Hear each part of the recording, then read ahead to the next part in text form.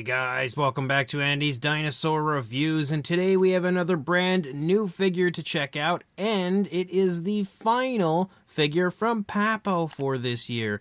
It's actually way better than I was expecting it to be. Like, the actual paint application of this one is probably one of, if not the best of this year, which is really saying something in a year that we've had some pretty kind of like some overwhelmingly nice, some underwhelmingly ugly. We've got a really nice one to end the year as we have the Einiosaurus. And this is a really cool one because it is a nice species of ceratopsian. We don't get ceratopsians from Papo too often, but I am always really quite happy to see a new one from them. And they definitely did a very good job, I think, on the paint application of this one. I think the sculpt is also pretty nice. A lot of people had made some pretty negative comments, I think, about the sculpt of this one, but personally I could never understand the hate for it because even though it's not the most perfect interpretation of an Einiosaurus, I think it's pretty decent and has that Papo style that we all know and love. So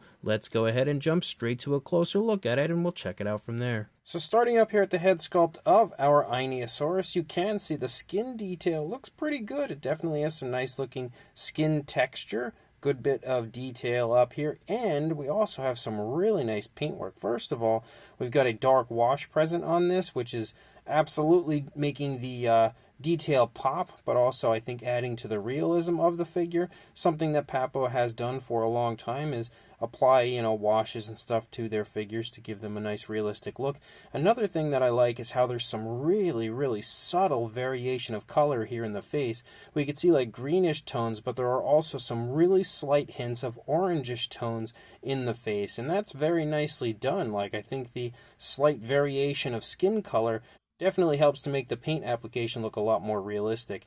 You can see the nostrils sculpted out. I can also take notice to the fact that we have a whole bunch of skin kind of creasing there between the beak and the horn, and that's because of the positioning of the mouth. Our Einiosaurus is obviously letting out some form of a vocalization, and he's really scrunching that skin up there. The beak itself also has some really nice fine detail. It's painted with a black, and you can see the inside of the mouth sports a nice pinkish tone. We've got the tongue in there.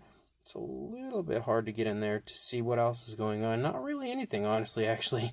Like, I'm surprised that there's not really any detail outside of the tongue on the inside of the mouth at all, but I mean, I guess there's that little area. It's a little bit of a downside, but not too bad. The horn is also really nicely sculpted when it comes to the cracks and crevices applied, and you can see there's a little variation of color added to the horn just to amp up the paintwork, I think, a little bit. We've basically got like a black, and then they've dry brushed some brown over it to highlight that detail. The eye is also pretty nicely painted and nicely placed. You can see a gloss coat there on it, making it shine pretty nicely. As you lead up here into the top of the head, you can see we've got some more darker tones applied, as well as some more nice dry brushing to bring out some of the detail. And we have some orangish tones up there in the top of the frill for our ceratopsian. You can also see that there's a darker tone that sort of like outlines the orangish tones. There's also another area of orange as you lead down here, just randomly placed on the head.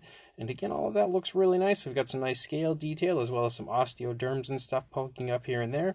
You've got more as far as the spikes go here from the top of the frill, also painted the same way that the horn is up here, so that looks pretty good. And then as you turn it around, you take a look at the opposing side again. It looks really nice as far as the sculpt, I think, looks great, but the paintwork is really, really impressive on this figure. You can also see a little more orange leading along here, and the smaller spikes that follow along the side of the frill also look pretty good. They're just painted with a black as you lead around. One area that's a little bit of a downside, though, is as you lead down here, there is a super obvious seam where the head was connected.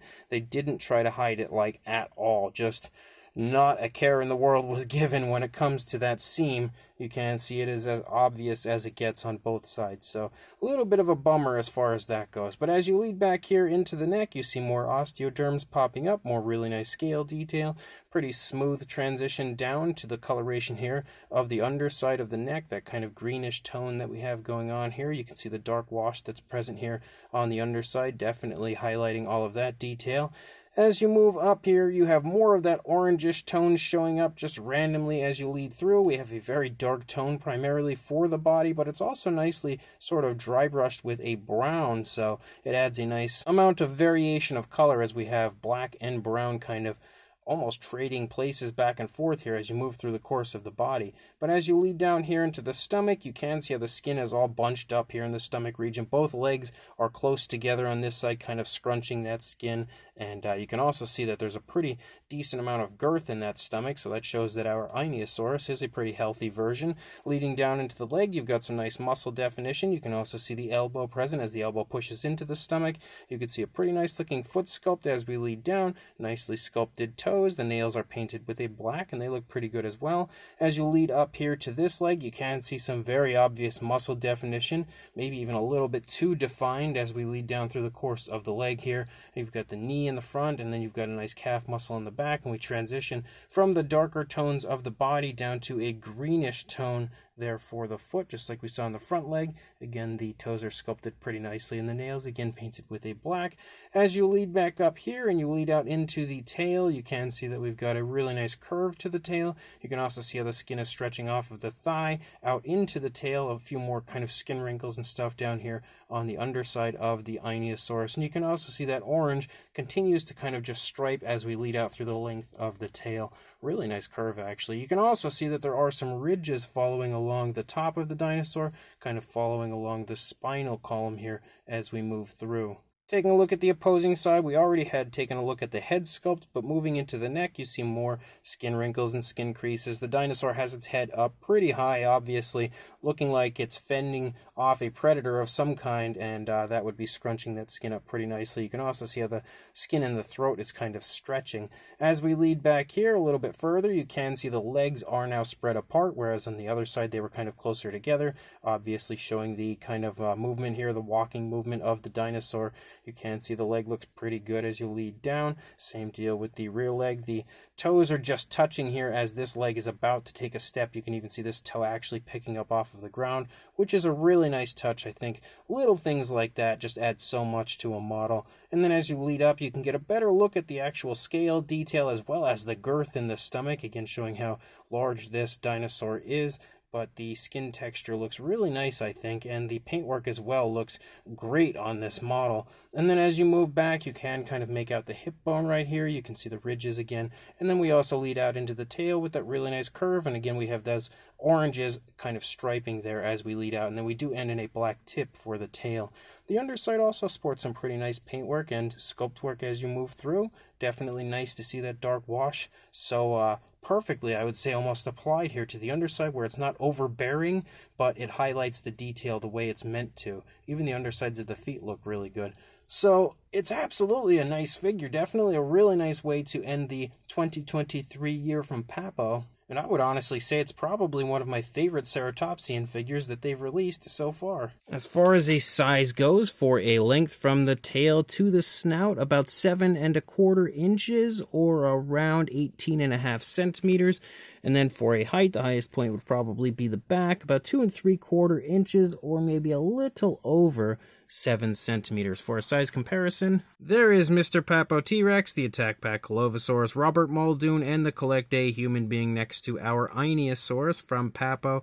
And you can see it does sport a pretty small size. Not too small, it's not tiny or anything, but it's definitely, when it comes to Papoceratopsians, it is a little on the smaller side. And then a comparison with a very similar sized ceratopsian, we have the Howlong-Good Nasutoceratops next to the Papo Einiosaurus. And you can see these two are pretty much the same size entirely, like they really don't differ too far when it comes to a size. We've also got a Mojo Fun Triceratops, which as you can see is also a very similar size to the Einiosaurus. Same deal for the Schleich Diabloceratops, also sporting a very similar size to the Papo Einiosaurus. We've also got the Papo Pentaceratops, which you can very clearly see is significantly larger than the Einiosaurus. But then when you bring in the Pachyrhinosaurus from Papo, you can see the size isn't too far off. The Pachyrhinosaurus is definitely a little bit larger, but it's not a massive size difference here. And then for one final comparison, we have the Papo Triceratops next to the Papo Einiosaurus. And you can see a pretty significant size difference here as well. Again, as you would expect, considering the Triceratops is a pretty large figure. So this brand new Papo Einiosaurus is pretty nice. It's, in my opinion, I would say the best painted or very close to the best painted figure from Papo for 2023. And considering we've had some pretty underwhelming paint jobs recently, especially last year with the Styracosaurus, that paint job was terrible. The Protoceratops that we had was also pretty rough. And now we have this Einiosaurus that is way better. And it definitely is exciting to see them giving us a better painted figure, because I was losing a lot of hope in Papo and their quality recently. So it is nice to see that they still can give us a pretty decent quality paint job on a figure from time to time, which we have also seen on some of the marine reptiles this year. And it's also exciting to end the year of 2023 on a pretty good note from Papo, considering the figures that they have coming up next year look pretty solid overall. It is nice to have that kind of hope that they will in fact be pretty nice.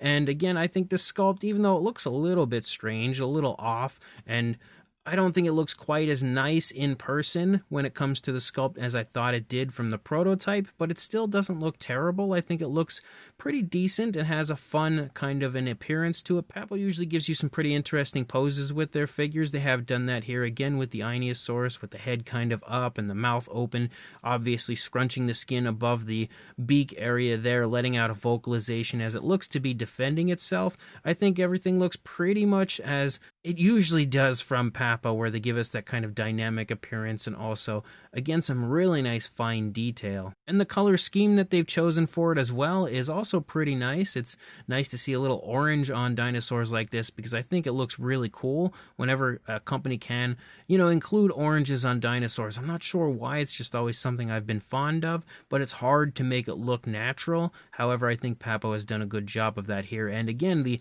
variation of color in the face is also really, really nice. The only downside that I can pick out for the figure as a whole, in my opinion, would be the obvious seam under the head where the head was connected. But outside of that, I think it's actually a really cool version of an Einiosaurus and yet another really nice Papo release. So if you are interested in picking one of these up for yourself, I will include a link in the description as to where I did. Again, I purchased mine on Everything Dinosaur, one of the best websites on the internet to purchase dinosaur models from. So if you are interested, check that link. Go grab this really cool figure, and also like, comment, and subscribe, and I will see you in the next review. Thanks for watching.